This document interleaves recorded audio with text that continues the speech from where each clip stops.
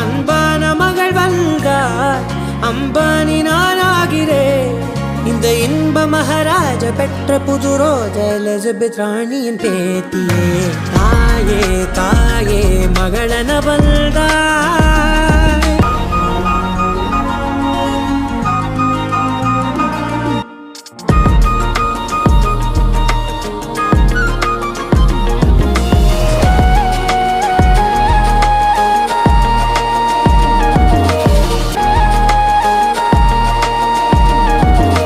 திருச்செல்வியே என் தேசம் நீயடி, திசை காட்டிடும் சுட்டும் வரலும் நீயடி.